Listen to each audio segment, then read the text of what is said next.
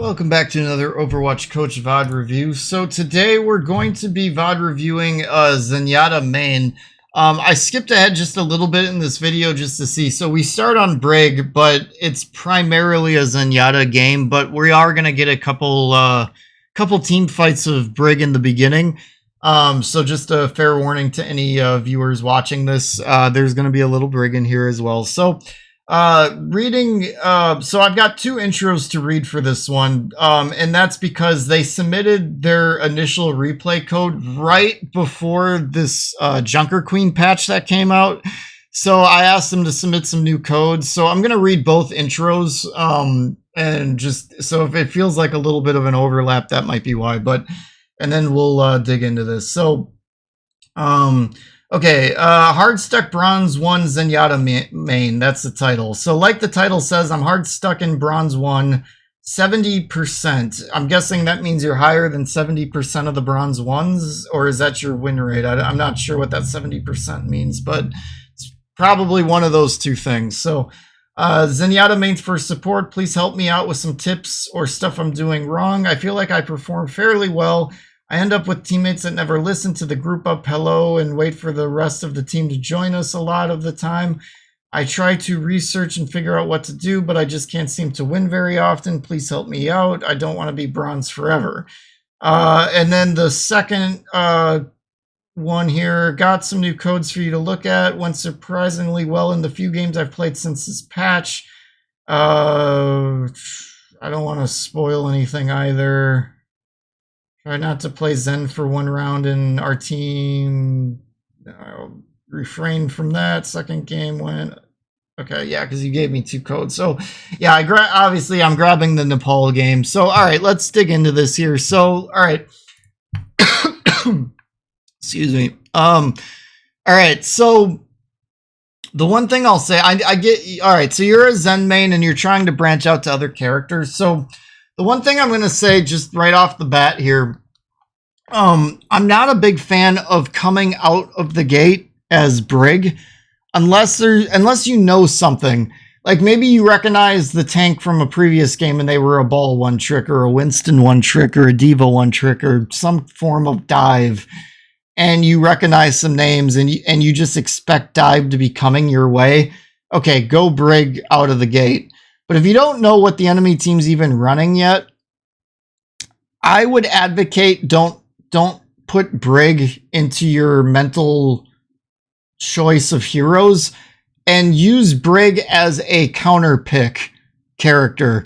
I put Diva similar, like as I'm talking in this video, I'm uploading the video that's going to be prior to this one right now. And in that video, I talk about like Diva kind of being more of a counter pick tank and not one to just play out of the gate. Or I kind of make mention of that anyway. I kind of view Brig in that same boat. I don't think Brig is good enough on her own to just play blindly without knowing what you're going up against. And now I know you don't know what you're going up against yet, but this isn't something to consider playing Brig into unless you're just an absolute god tier Brig. You're not, because you're in bronze, and on top of that you aren't even a Brig main, so I wouldn't put Brig into your mental hero choice rotation. If you're looking for heroes to venture away from Zen in terms of like who to roll out just to start with, number one, look at your team comp first to make like an idea of like, okay, who should I be?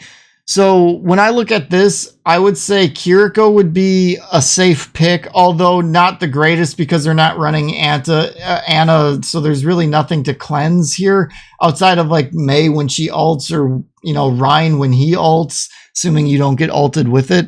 But Kiriko would be something, maybe to consider just coming out of the gate with. Anna would be another one. Baptiste could be another one. Lucio could be one. Those would maybe be the characters I'd be. Mercy would be another one too. Mercy pocketing the Sojourn could be a good choice. Those would be, or Zen even. I actually don't think picking Zen out of the gate here would have really been all that bad of an idea either. A lot of different heroes, but Brig wouldn't have been one of them in my opinion. So just going to point that out just right out of the gate. The reason I like Lucio coming out of the gate is to get your team to the point before the enemy team, or if the enemy team's running a Lucio, then they don't get that speed advantage and you're hitting the point basically at the same time. Because sometimes that can be all the world of difference if you're getting to the point and getting set up a little bit before the enemy team does. So you might consider Lucio for some of those King of the Hill maps. I oftentimes will one-trick Lucio just on King of the Hill just for that reason alone. Now, is it a guaranteed win if you get there before the enemy team does? No, but it might give your team a little bit of a edge up on that initial fight, and sometimes that's all you need.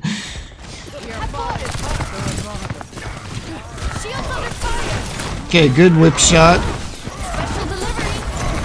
So a couple swings on the Rhine and then get out, because that's not, you don't want to frontline a Reinhardt as Brig, and you don't want to take any extra damage. Careful with that shield bash. Yeah, see, you're playing too far up and the Rhine's just able to walk on you. You want to save shield bash typically as a means of escape, or similar to a Lucio boop where if you see somebody low, you can kind of finish them off with it. If you're playing against a dive tank, like say for example Hammond, you can use shield bash to break his momentum. But you don't really want to do shield bash on a Rhine unless he's like charging and you want to knock him down, or if he's just low and you're trying to finish him off, that kind of a thing. But that wasn't the case there, so you played way too far up.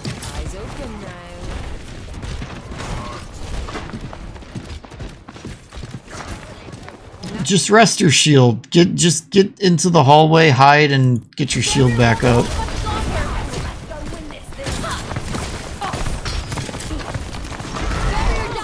Don't advocate that type of a shield bash you just did there. Again, use it as an escape.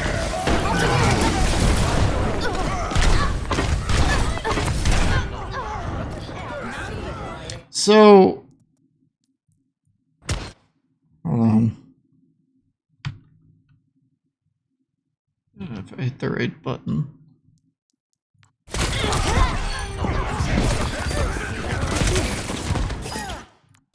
Did I miss it?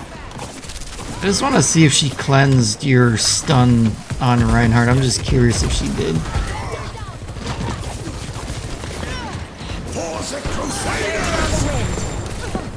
Oh, I think she pre-cleansed it and it just didn't affect the Rhine. Oh, interesting. Okay. I was curious because it's like you got stunned, but he didn't. It didn't seem like.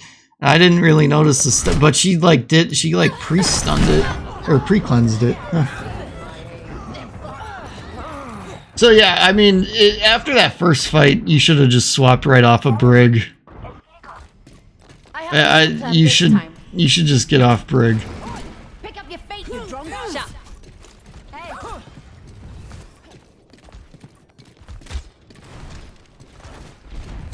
Let me help you with that.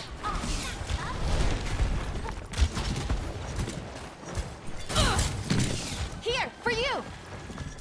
Her ultimate's not good enough for you to just be holding on to this. I would have just gotten off. I would have gotten off after the first fight.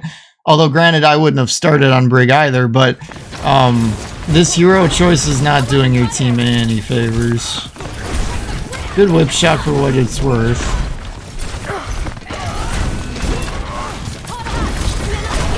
Again, don't shield bash into a full HP Rhine. And then, okay, so this is a bad habit I still occasionally find myself doing, but if you're going to ult as Brig, don't shield bash before you do it, because shield bashing when you ult as Brig these days is super strong. But if you shield bash and then ult, you're lucky if you get another shield bash off during your ult, because you can just barely get 2 of them off if you survive her entire ultimate. So if you shield bash and then ult, you're at best getting one toward the very tail end of her ultimate. And you don't know, you can't predict exactly where everybody's going to be by the tail end of it. And you might not even get one off. Now, you're probably going to get one off here anyway. But yeah, that's a really bad habit you got to try to shake. And then so you didn't even get one off because you're frontlining a Reinhardt. You can't treat Brig like a tank. She's not a tank. She's a tankier support, but she's not a tank. She melts. She still melts all the same, and you're playing way too close to that Reinhardt. So, yeah, your team didn't get any value out of that Brig pick whatsoever.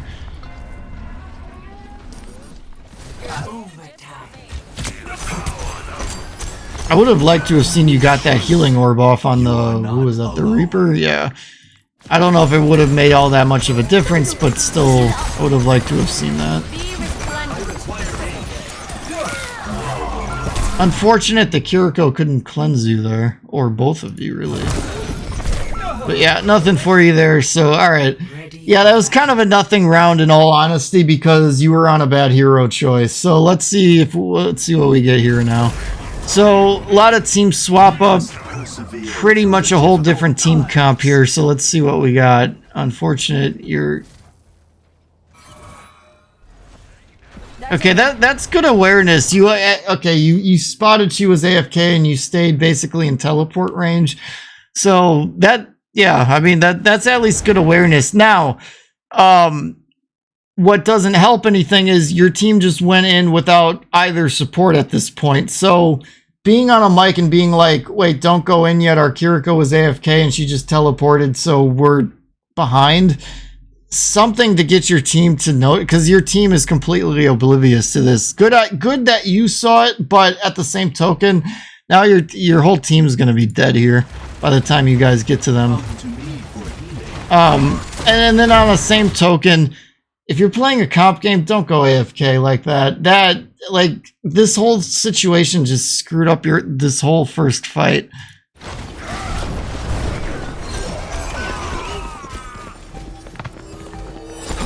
The objective is now active.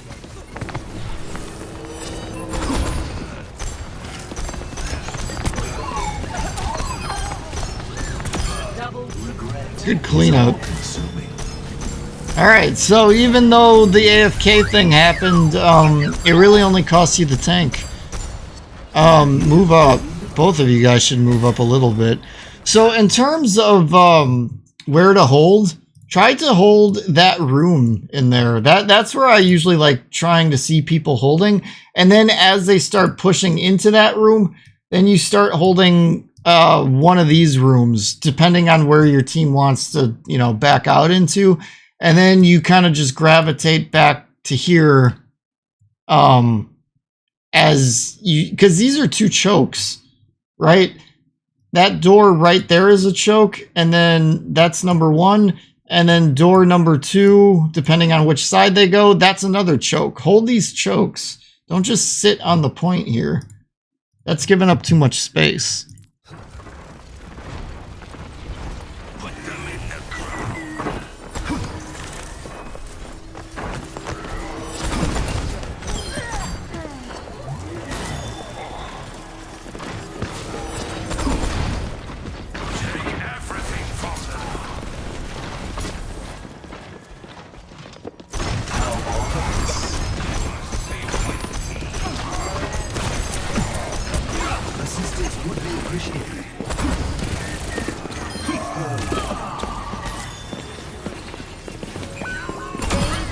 Nice kill. Ping whoever you Discord orb. If you're not gonna call it out on a mic, which I get, that was something back in the Overwatch 1 days, people would kind of yell at me for not always calling out my Discord orbs, because even though I run a coaching channel and I'm talking throughout it, I'm actually normally a pretty quiet guy when I'm playing the game. I don't always call things out. That's why I love this ping system. This ping system allows me to still kind of remain kind of a little bit more of my quiet, introverted self.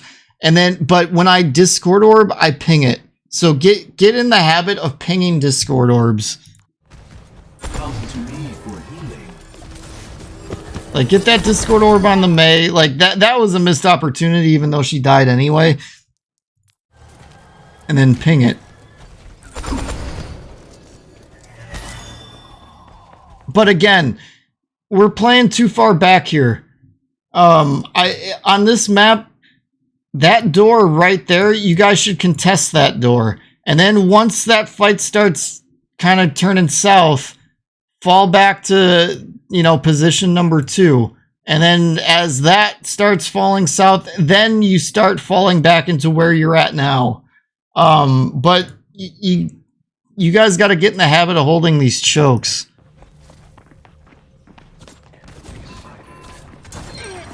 And then the other thing I want to advocate here, because it's a bad habit that I've been seeing throughout Overwatch 2. Even though I'm advocating holding that door right there, don't go beyond that door unless it's to clean up 1 or 2 last people after a fight. I'm not advocating to continue pushing beyond that door. I'm advocating hold this room. Hold that room, and then hold one of these rooms secondly. I'm not saying just to keep pushing beyond that, but when you just hold here, you're giving up too much space, and once they're out here, you've got a lot more crap you gotta cover and deal with.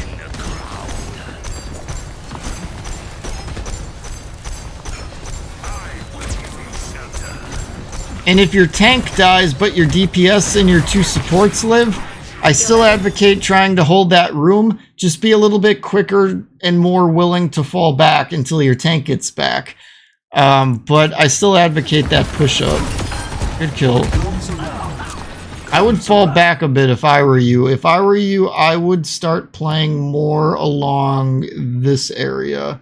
You know, like that ledge, that like kind of like mid-ground area. I would advocate for you to maybe be back more over in that vicinity, because I see, unless your front line holds up fairly well, I think you're going to be pretty diveable.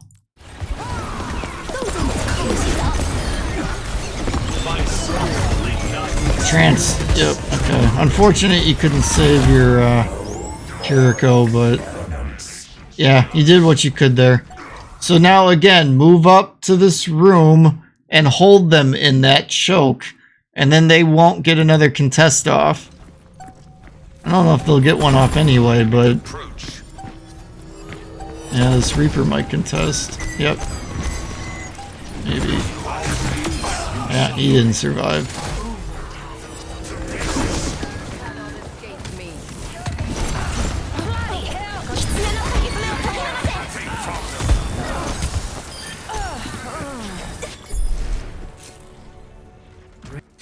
Victory or defeat.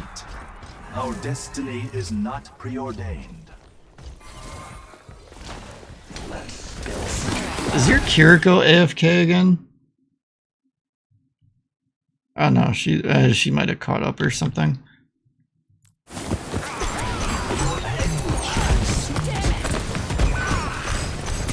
So Your anguish consumes you.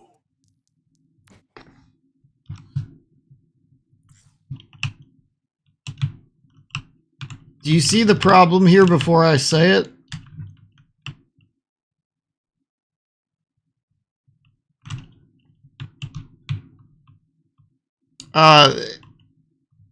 If you don't have an answer to this, I'll tell you. Where's your healing orb? Why is it not on somebody, specifically your tank right now?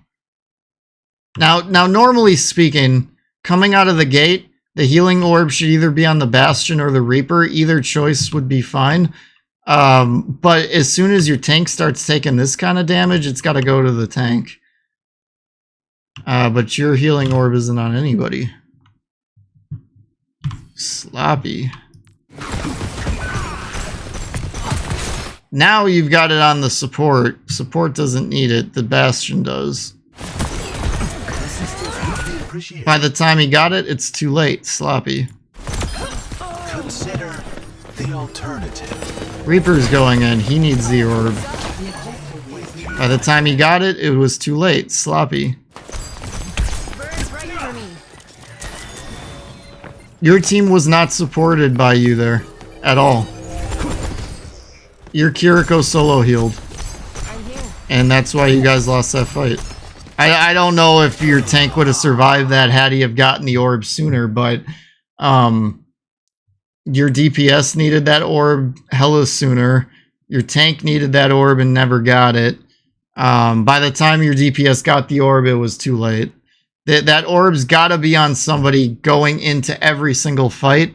You got to also kind of have the foresight to have an idea of who's going to be taking that damage so that they have the orb before they start taking the damage. So if your tank goes in like this, he needs the orb. But because he's so far in, that bastion's going to be exposed. So you'd throw the orb on the bastion and hope the Kiriko's got the foresight to teleport over to the tank and keep him going. And then that way, as the bastion goes through the choke, anybody not paying attention to this tank that starts shooting at the bastion would already have the orb, and then you keep that armor up as much as possible, and then he remains tanky. Protecting that armor is vital on any character that has armor. Especially when you're playing Zen. Because Zen obviously doesn't do a lot of healing. So, keeping characters as tanky as possible, that's what you gotta do. So protecting things like armor on characters can go a long way. You're shooting very wild here. If you're going to shoot this wild, you might as well just charge up some spots and try to pre-fire into hot spots of like that corner or this corner or even something down the middle, or try to gauge like where they're standing and then charge up some spots and then just try to aim for their head with it. Also get some Discord orbs out.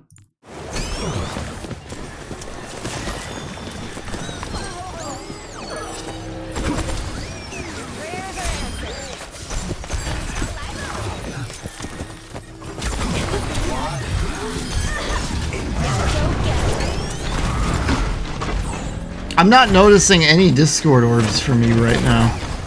There you go. Now we got one. Yeah, Discord orbs. So going Zen is great for trying to melt tanks if a tank is the problem. Because that can be all the world of difference. Back up a bit. Back up, back up, back up, back up. Back up, back up, back. Yeah. So as soon as you saw that teleport, you should have just been in full backup. You should have, what I would have done if that were me, I would have gone all the way back to right here. And then I would have used this as a shield and played from over here. Because as soon as they cross into the point, you would have been able to throw a healing orb on them and lose line of sight, and they'd have kept it for a while. And then if you need to get back into line of sight, you can go over here and then play in here. And if they start to push you or shoot at you, you either duck into here, or if they push you from over there, you can go back over here. But use the cover that this game gives you. Use this. You're playing too far up on one of the squishiest characters in the game. Hello. I am grateful.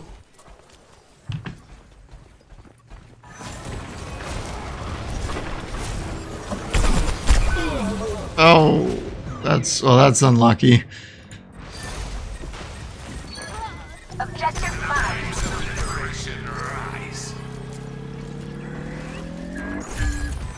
So in terms of what I would be looking to trance here, there's a few things you could look to trance, and any of it I'd be all right with, but it's all going to be circumstantial.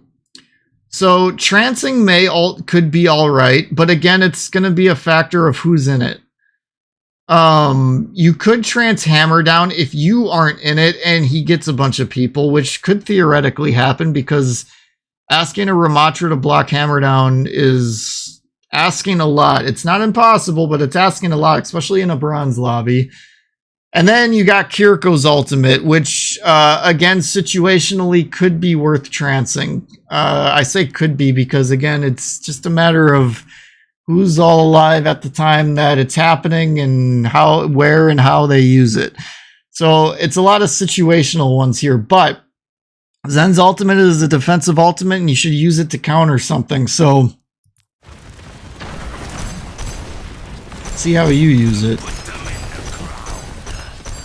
You don't have a very obvious use case for your trance, but you do have uses. My guess is there will be an opportunity to get good usage out of your ult. So again, you're way too far up here. I don't know why you are frontlining. That's a good right click. So I'm okay with you not trancing to this point. I probably trance this though. You did good not being in this hammer down. He did get, yeah, I'm okay with this.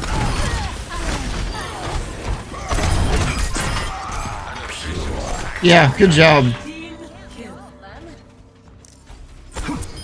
I think you played that a little too far forward, but it managed to work itself out. I think you got a good trance out of that. Now the only thing you got to be worried about here is you've got Simwall coming up. If you're alt tracking, you should know Simwall's coming up. And then you've also got Mei alt. Now, okay.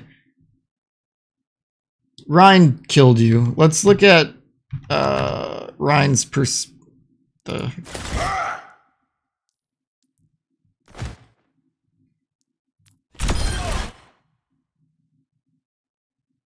Alright, let's look at this from the Sims perspective for a second.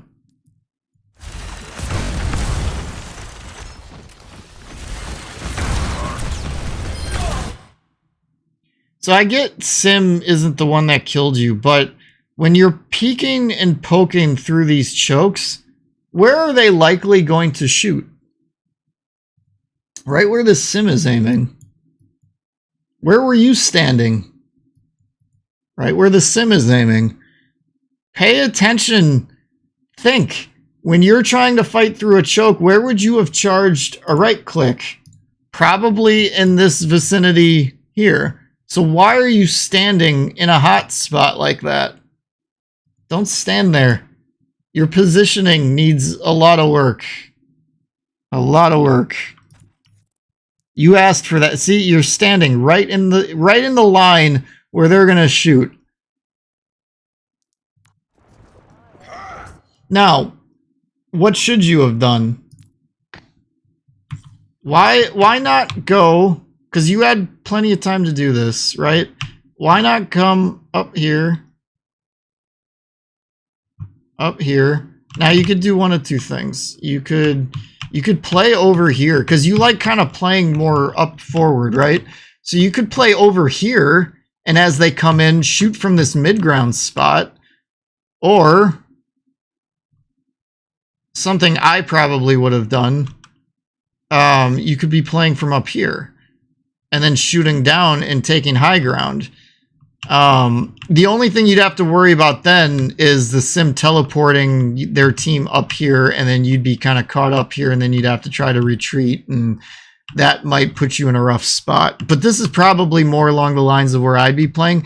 You could actually even play from up on this high bridge over here, and you'd basically be playing in a slightly safer spot, because more likely than not, they're going to be aiming down in this vicinity. In a higher level game, they might start pre-firing up here if they know you're up here. But in a bronze lobby, I'd say you're pretty safe up here. As you start to climb up, this advice playing right here might not go so well. You might be able to get a volley or two off before they start shooting at you, though. But once you start getting into higher level lobbies, once you get a volley or two off, you'd probably either have to drop or maybe try moving up here, depending on what you're up against, on how divey the team comp is and whatever. But considering what you're up against right now, unless they teleport the team up here, you're pretty safe up here. If they do teleport, you could actually probably just kick them back down, which is something I sometimes forget Zen can do. But you might actually just be able to kick them back down again. So yeah, that would have been way better than what you did. I bless you. Overcome your pain. Okay, Orb on the Bastion. That's good. Good right click. Let the kitsune Heal your tank because he's ulting. Under attack. And you won the game. So yeah. All right. So yeah, number 1 is going to be your positioning. Number 2, I'll just say hero choice. Because as soon as you played a more appropriate hero, the game just completely 180'd. That first round where you guys didn't really do anything, I'd put a lot of that blame to you playing Brig to that. And then 3 orbs. Make sure your healing orbs are out as often as humanly possible, and make sure you're also pinging Discord orbs. And make sure you've got Discord orbs out as much as possible. And then if you ping them, then it should just be on your team following through with it, which is only so much you can do about that. But give your team every opportunity for success, and that's about all they can really ask from you and ask of yourself. So hope that was helpful. Thank you guys for watching, and I'll catch you on the next one.